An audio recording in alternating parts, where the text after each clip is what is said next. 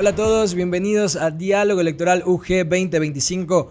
Hoy nos acompaña Luis Felipe Tillería, candidato a la presidencia del Ecuador por el Partido Avanza, lista 8.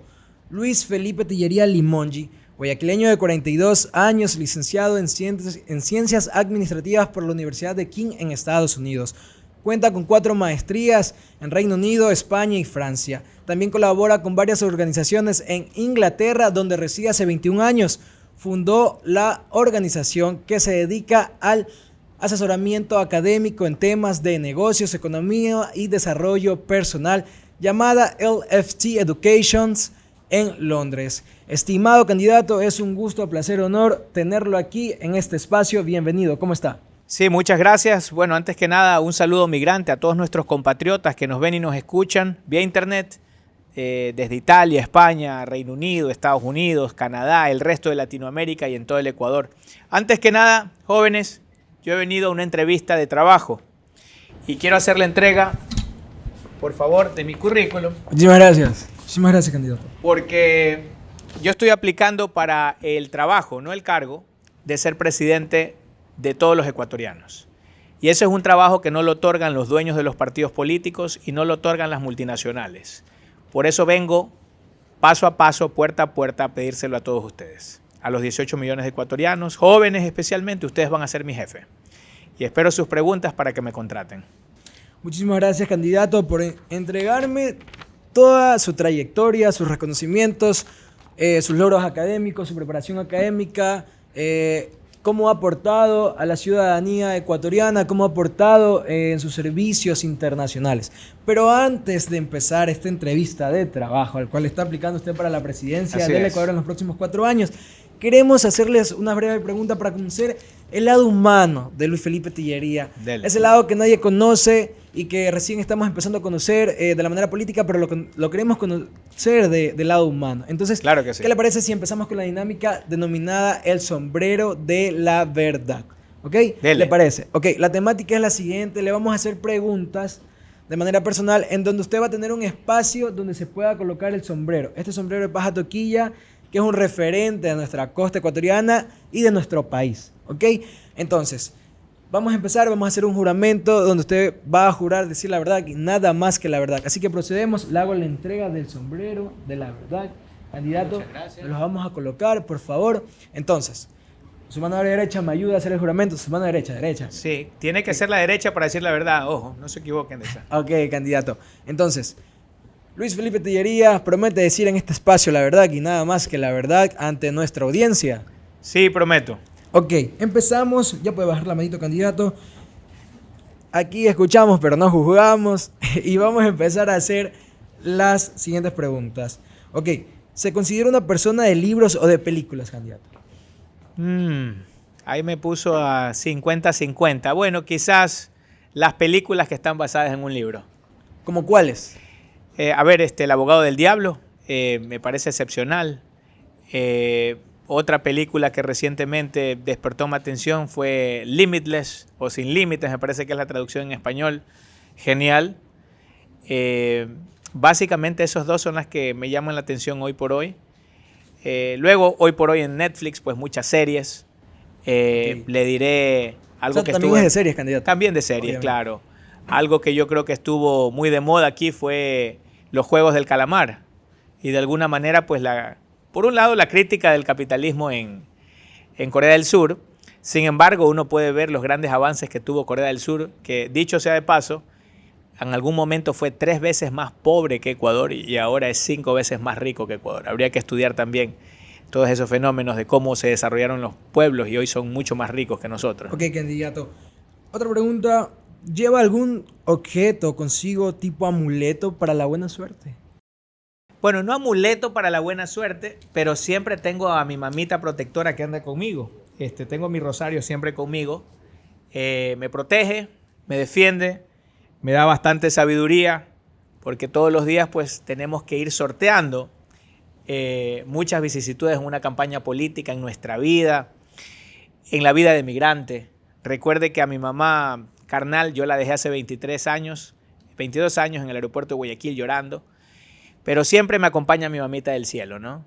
Por todos los países donde he transitado, es importantísimo contar con Dios, porque cuando uno migra se aferra mucho a sus principios y en especialmente a Dios. Muchas veces uno en Navidad se siente solo, pues no es lo mismo desearte feliz Navidad vía WhatsApp que darte un abrazo. Y ahí en esos momentos es cuando sabes que Dios está contigo. Qué gratificante saber esas situaciones para la audiencia que es migrante, algunos de los estudiantes que tengan un familiar migrante, cercano, un amigo. Sabemos que estas experiencias son muy duras, dejar a tu familia partir por un mejor provenir para tu familia y para tu futuro. Candidato, ¿cuál es su mayor miedo al entrar en la política aquí en Ecuador? Porque sabemos que ya a nivel internacional ha estado inmerso haciendo actividad política. Sí, a ver, una pregunta con respecto a la anterior pregunta. ¿Quiénes de ustedes tienen un familiar migrante o un amigo migrante? Que levanten la mano. ¿Quién tiene un familiar migrante o un amigo migrante? Allí, mira, casi la mitad de las manos levantadas. Es impresionante, mira. Fue algo que me llamó mucho la atención cuando hicimos uno de nuestros mítines en Quito y teníamos cerca del 70% de manos levantadas. Hoy por hoy entiendo que el 74% de los jóvenes busca migrar. Yo compartí su diagnóstico definitivamente hace 23 años. Migré inicialmente a Estados Unidos, luego a Inglaterra, para terminar la vida universitaria. ¿Cuál es mi mayor miedo? Bueno, tenía más miedo al inicio de la campaña que ahora.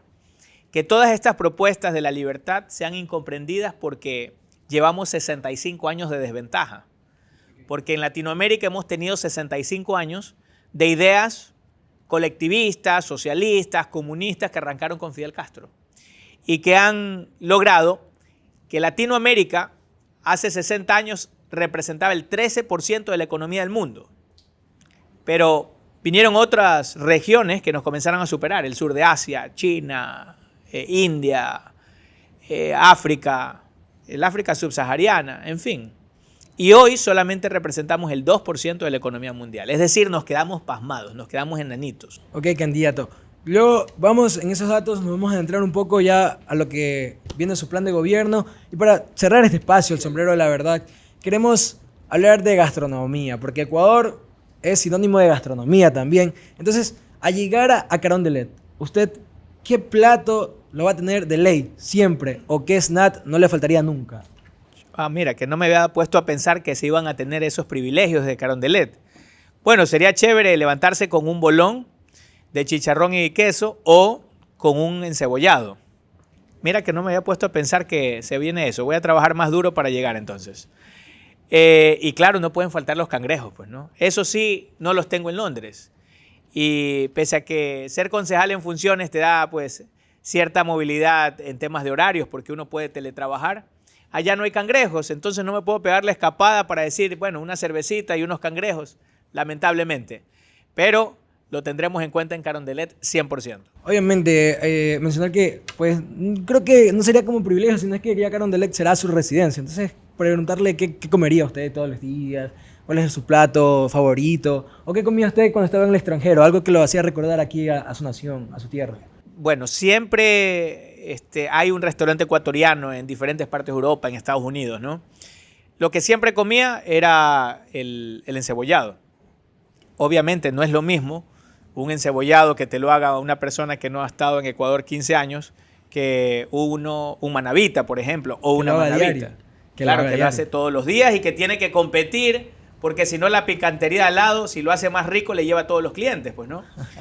Entonces, en ese sentido, pues obviamente la sazón es muy diferente en Ecuador. ¿Es su plato favorito? El encebollado. Pues depende a qué hora del día, ¿no? Okay. También me gusta la bandera, también me gusta, pues obviamente la guatita. En la noche, pues unos cangrejitos no vienen mal. Un arroz con menestra y carne asada o un arroz con menestra y chuleta. O estar en la sierra y pegarme un hornado, pues antes de comenzar a hacer campaña para tener bastante energía. Okay, qué rico. Y un larguísimo etcétera de la gastronomía ecuatoriana. Es que sí, la gastronomía ecuatoriana tiene un sinfín de platos y es muy bueno que el candidato que ha residido 21 años en Inglaterra tenga presente esa gastronomía ecuatoriana. Ahora sí, candidato, vamos a hablar sobre su plan de gobierno y ya es libre. Se puede quitar el sombrero, lo puede poner ahí y ahora sí, vamos a conversar sobre los temas que nos interesa a los jóvenes, a la audiencia, cómo se va a trabajar, cómo va a ser su plan de gobierno.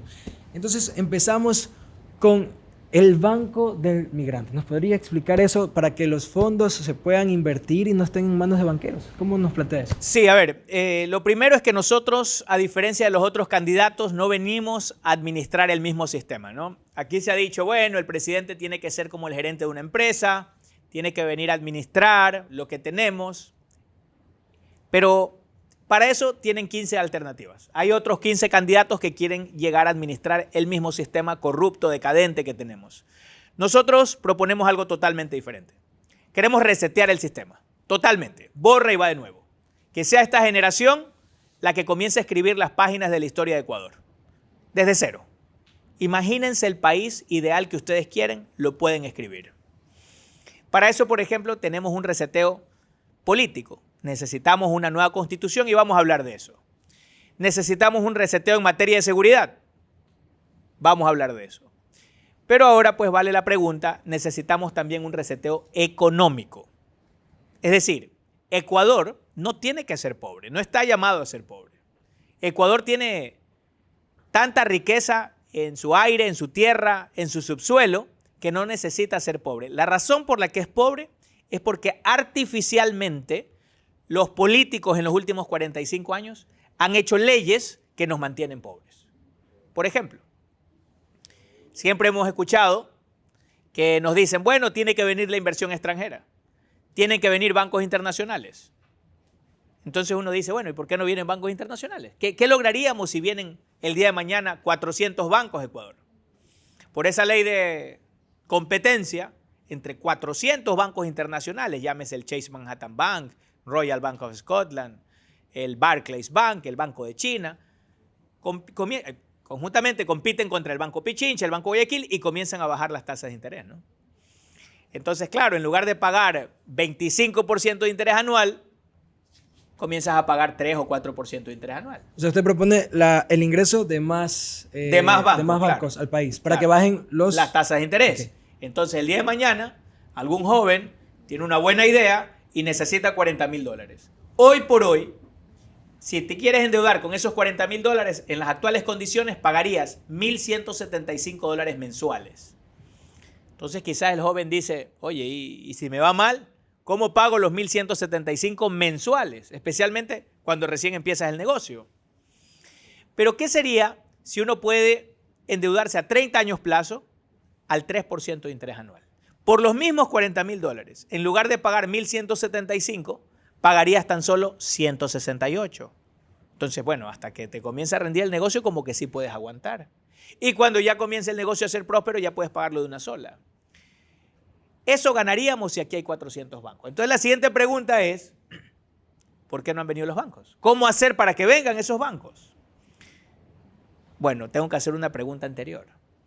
Porque aquí en Ecuador, y pregúntenle a sus padres jóvenes, ya teníamos Bank of America, Citibank, Banco Holandés Unido, Amrobank, Lloyds Bank de Inglaterra, ya estaban aquí y se fueron. Porque los políticos en los últimos 45 años hicieron un pacto mercantilista macabro, en donde el político repartía el naipe y le hacía leyes a una oligarquía para cuidarles el negocio. Entonces tuvimos que les comenzaron a hacer leyes para cuidarles el negocio en las que decían, por ejemplo, si eres banco internacional, tienes que tener 5-1 los requerimientos de capital. Es decir, es como que Barcelona contrate un delantero argentino y le diga a la Federación Ecuatoriana de Fútbol, ok, puede venir tu delantero argentino, está bien, pero de cada 5 goles solo va a contar 1. ¿Qué pasó? Se fueron. ¿Y cuál es el resultante de esto? Y esto es muy importante. Que entonces cuando solamente te quedan 5 familias que son dueñas del 90% de los depósitos aquí, porque no hay competencia, las tasas de interés suben, porque hay casi un monopolio. Y por eso aquí no hay crédito para que te compres un carrito, para que te compres una casita en cuanto terminas la universidad. No hay ese crédito que sí hay en el primer mundo. Nosotros queremos resetear el sistema para que Ecuador se enrumbe al primer mundo. Ok, entonces va a dar facilidad de préstamos y de recursos económicos para los adolescentes y pequeños emprendedores o grandes emprendedores. Ahora, sabemos que usted estuvo en Inglaterra 21 años, donde tuvo una residencia allá. ¿Qué experiencias a nivel internacional usted aplicaría en su gobierno en su objetivo Bueno, por muchas. los Mira, 4 te cuento un poquito de mi años? historia. Fíjate que cuando yo llego a Inglaterra, pues allá prácticamente sin ningún contacto, no conocía a nadie. Tenía que de alguna manera conseguir rápido mi primer trabajo porque Inglaterra es caro. Londres es una ciudad muy cara, es una de las más caras del mundo. Y mi primer trabajo fue limpiando oficinas. Yo era conserje. Yo limpiaba oficinas para una compañía 2 horas en la mañana y para otra compañía bien tarde en la noche. Y durante el día podía estudiar. Y gracias a poder estudiar es que me gradué, hice mi maestría, conseguí trabajo en un banco y luego pues fui ascendiendo poco a poco hasta llegar 3 años después a ser gerente de banca privada en uno de los principales bancos del mundo. Eventualmente hice una carrera ahí en el banco. 3 años después me retiro del banco porque tenía un negocio propio. Ahora, ¿cuál es lo interesante aquí, jóvenes? Que cuando yo llego a trabajar 2 horas para una empresa y 3 horas para otra empresa y puedo estudiar, porque mis papás no me podían pagar la universidad, que era muy cara. Eso aquí en Ecuador no solo que sería imposible, sería ilegal, porque los políticos, que son quienes hacen las leyes, aquí han hecho leyes para que trabajar por horas, es decir, que ustedes puedan trabajar y estudiar, sea ilegal. Ellos han dicho, no, ustedes tienen que trabajar 8 horas o nada. Es decir, el que no tiene un papá rico, no puede ser rico. No puede llegar a su máximo potencial, simplemente porque no viene de una familia con plata. Candidato, tenemos una explicación de su tesis al proyecto económico del país, pero ahora vamos al proyecto de crisis energética. ¿Qué plantea usted para poder mejorar este sistema de crisis energética, que no podamos tener más apagones en el país? Sí, lo vamos a hablar, pero quería terminar con esta parte de la historia. Después yo pude conseguir trabajo lanzando tan solo un currículum, uno solo, porque Londres es un centro financiero internacional y hay más de 1000 bancos. Entonces, con un solo currículum conseguí trabajo. ¿Cuán fácil sería la vida si aquí la gente pudiera conseguir trabajo con un solo currículum? Y más allá, yo pude eventualmente arrancar mi empresa y me costó el establecimiento de la empresa tan solo 12 libras esterlinas. Aquí es más de $1000, allá es cerca de $15. Es decir, quienes hacen las leyes pueden hacer las leyes para que las cosas sean fáciles o difíciles. Aquí las han hecho difíciles para empujar a la gente a la corrupción, para que la gente tenga que pagar coima por la desesperación de que todo es difícil. Nosotros vamos a resetear este sistema. Y volviendo a la electricidad. Hoy por hoy Ecuador tiene una capacidad instalada de generación de electricidad de 8000 megavatios. Eso quiere decir que nosotros no deberíamos tener apagones. Lo lamentable, porque nosotros consumimos 4000 megavatios nomás, lo lamentable es que han puesto todos los huevos en la misma canasta. Es decir, el 94% en energía hidroeléctrica. Lo que quiere decir que si no llueve, tenemos apagones. Lo lógico sería no poner todos los huevos en la misma canasta y haber diversificado. Yo les tengo aquí tengo esta polla, este pedacito que hace falta aquí, es lo que Ecuador produce. Y todo esto de aquí es lo que podemos producir y no producimos. Lo que está en blanco es la energía solar. Tenemos capacidad de generar 20 veces lo que necesitamos solamente en energía solar. Producimos este cachito. Y ya les digo por qué no está aquí. Podemos producir el triple de energía hidroeléctrica. Yo no le encuentro, jóvenes, ningún pecado a que el día de mañana pueda venir una empresa canadiense, una empresa holandesa o una empresa noruega y digan, ¿sabes qué? Nosotros vamos a invertir en una nueva hidroeléctrica. Eso sí, nosotros invertimos, nosotros distribuimos la energía, nosotros cobramos, nosotros nos ganamos nuestra plata. Y que el día de mañana tú puedas elegir si le quieres comprar tu electricidad a CENEL o a la empresa canadiense o a la empresa noruega. Pero no solamente energía hidroeléctrica, porque si no llueve tendríamos el mismo problema. Pero que venga otra empresa y utilice la energía de los volcanes, la energía geotérmica, para generar ahí electricidad. Porque eso es más fácil que una hidroeléctrica. Como funciona una geotérmica, para quienes no conocen, le haces un hueco, eso sí, depende de los kilómetros que le tengas que hacer, hasta que llega a estar caliente, naturalmente porque es un volcán, le tiras agua, esa agua se comienza a hacer vapor porque normalmente está súper caliente y cuando sale ese vapor hace girar una turbina. Candidato, esas propuestas que usted nos está explicando, nos está dando, ¿Tendría consecuencias para los ciudadanos? ¿Elevaría el costo del precio energético? Muy buena pregunta. Entonces, si nosotros tuviésemos no solamente más hidroeléctricas, geotérmicas, utilizamos el gas del Golfo. En Londres, 1/3 de energía eléctrica se genera a raíz de la basura. Nosotros tenemos 18 millones de toneladas de basura y no generamos ni un solo kilovatio. Energía eólica y utilizar toda nuestra cordillera de los Andes con turbinas de energía eólica, energía mareomotriz, energía nuclear, jóvenes.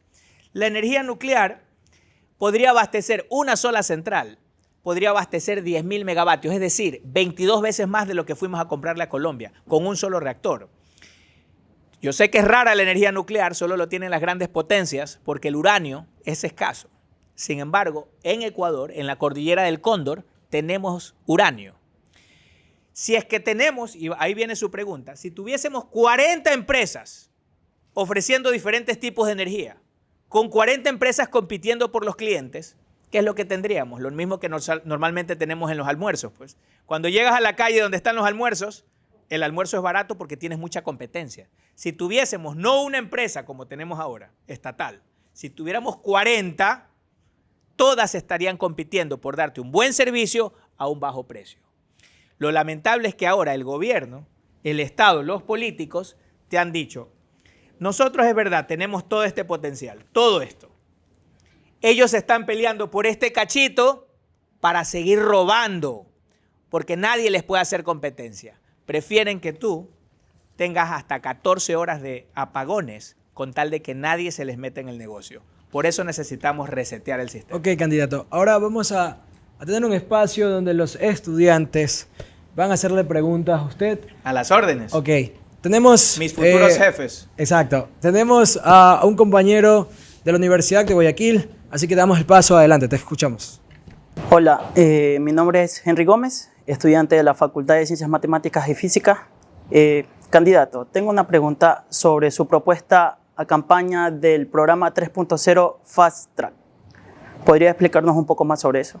Sí, nosotros pensamos que la universidad puede ser más corta, que para estudiar, por ejemplo, ingeniería en administración de empresas o alguna licenciatura o arquitectura, en lugar de estar aquí en la universidad 4 o 5 años, lo pudieses hacer en 3 años y sacar tu licenciatura rápidamente. Hay una cuestión aquí muy importante. Si es que uno ha estado secuestrado, muchas veces no sabe que la ventana está cerca, que la puerta está cerca. Y uno pensaría, oye, pero 3 años parece que es muy poco. 3 años, ¿será que salimos aprendiendo lo que necesitamos en 3 años? ¿No se disminuye la calidad educativa? Y la respuesta es no. ¿Dónde están las mejores universidades del mundo? Las mejores universidades del mundo normalmente están en Estados Unidos y en Europa. La Universidad de Cambridge, la Universidad de Oxford, University College London. Ahí se estudian 3 años y uno se gradúa. En Italia uno estudia 4 años, pero sacando la maestría también. Si se quedan al 3er año, saca su licenciatura. El problema es que en Ecuador la educación ha sido un negociado y lamentablemente nadie habla de esto. Por eso necesitamos resetear el sistema para que los jóvenes rápidamente salgan a la vida laboral y no solamente a encontrar trabajo en Ecuador, porque yo sé que no hay. Pero ahora que se puede teletrabajar, nosotros tenemos un plan y se los contaré en un minuto de cómo podemos hacer para conseguir trabajo vía telemática en empresas de California, de Nueva York, de Reino Unido, de España, Italia, Francia, Londres y un larguísimo etcétera, porque el mundo es muy grande. Listo, candidato. Tenemos a otro compañero de la Universidad de Guayaquil. Adelante, te escuchamos. Me llamo Einstein Alvarado, tengo una consulta, señor candidato. En base a su experiencia laboral, ¿cómo usted propone mejorar el sistema de salud pública en el país? Genial pregunta, muy buena pregunta. Fíjate, el problema de la salud en Ecuador no es falta de recursos, es corrupción y es despilfarro. Dios no quiera, y en estos recorridos yo me enfermo en Quito, por ejemplo. Me llevan a un hospital, me tienen 6 días ahí en una cama haciéndome exámenes y yo le estoy consumiendo esa cama hospital a una persona que quizás quiere entrar de emergencia, pero me tienen ahí haciéndome exámenes. ¿Qué pasaría si es que nosotros, en lugar de que a cada rato nos vuelvan a hacer exámenes o traten de llamar por teléfono a ver si tienen mi ficha médica aquí en Guayaquil, ¿Qué pasaría si tuviéramos en la nube toda la información, toda la ficha médica de todos los ciudadanos? Entonces yo me enfermo en Quito o en Guaranda o en Loja y automáticamente el doctor privado o público va, se mete al sistema y dice, ok señor, usted lo que parece que ha tenido aquí es una recaída en su cuadro de cualquier enfermedad. Y en media hora, sin necesidad de estar 6 días ahí haciéndome nuevos exámenes, me dice, tome aspirina. O puede ser que me diga, mañana lo tengo que operar. O puede ser que me diga, no hermano, anda nomás a tomarte un caldo de pata, que con eso ya te pones fuerte. Pero no le estamos ocupando 6 días una cama a otro ciudadano. Aquí el problema no es falta de recursos, es que necesitamos ahora que los jóvenes vengan con toda esa creatividad, saquemos a todos los que están en el Ministerio de Salud, porque el 40%, casi la mitad, se van en gastos administrativos. O sea, no son médicos. No se está gastando en medicinas, se está gastando en burócratas que en realidad muchas veces no hacen nada. Lo que necesitamos es eliminar el despilfarro y comenzar con inteligencia artificial a agilitar los procesos. Necesitamos eficiencia, eficacia y efectividad. Listo, candidato, muchísimas gracias. Queremos agradecerle por estar con nosotros en este espacio y ahora le cedemos un pequeño tiempo para que usted nos dé un breve mensaje a toda la nación ecuatoriana, a toda nuestra audiencia. ¿Qué les diría a usted? Porque en caso de llegar, su objetivo es ser nuestro próximo mandatario los próximos 4 años. El espacio es suyo. Sí, claro, muchas gracias. A ver, yo lo que quiero, yo quiero que ustedes tengan las mismas oportunidades que yo tuve cuando migré. Quiero que ustedes puedan trabajar y estudiar si es necesario, si así gustan. Que puedan estar adquiriendo experiencia laboral para que cuando salgan a profesionales puedan competir de igual a igual con alguien que ya tiene 2, 3 años de experiencia. Que lo hagan mientras estudias. Y para eso el mundo es muy grande. Hoy por hoy, el gran problema del primer mundo es que no tiene suficiente gente para tantas plazas de empleo. Pero yo entiendo que para teletrabajar es necesario siempre tener datos en el teléfono. Por eso, en cuanto lleguemos a Carondelet, comenzaremos una negociación con varias empresas telefónicas, incluso algunas que todavía no están en Ecuador, para dotar a todos los jóvenes entre 16 y 29 años de 8 gigas de internet gratuitos todos los meses. De esa manera no va a haber excusa. Si tú necesitas un trabajo, bueno, comienzas a mandar tu currículum, 100, 200, 300 currículums. Recuerda que yo con uno solo encontré trabajo en Inglaterra. Hoy por hoy todas esas empresas teletrabajan. Este es el momento en que los estudiantes ecuatorianos consigan trabajos en empresas de Nueva York, de California, de Florida, de España, de Italia, de Francia, de Londres, de Birmingham, de Manchester, ganen su platita, bien sea en euros o bien sea en dólares canadienses o en dólares americanos, pero no tengan que irse del país quebrando a su familia. Que puedan seguir aquí con tu pelada aquí, que la puedas sacar a pasear porque ya vas a tener tu platita y en el momento en que la llevas al cine, pues el cine vende más y se reactiva la economía. Eso es lo que necesitamos. Necesitamos enrumbarnos al primer mundo. No más políticos del tercer mundo que han hecho lo mismo de siempre y los jóvenes están pensando en migrar. En lugar de migrar, traigamos las oportunidades del primer mundo aquí. Tillería volvió para que no tengas que emigrar. Muchísimas gracias, candidato, por compartirnos su plan de gobierno, sus estrategias, su ideología y también conocer su lado humano, candidato. Muchas gracias. Es un placer. Muchísimas gracias, jóvenes. Bueno, hoy nos acompañó Luis Felipe Tillería Limongi, candidato a la presidencia de Ecuador por el partido Avanza Lista 8. Les recordamos que el 9 de febrero son las elecciones actuales del 2025 y es importante ir informado a ejercer nuestro derecho al voto de manera consciente. Nos vemos en una próxima cita aquí en Diálogo Electoral UG 2025. Que tengan un excelente día. Buena suerte.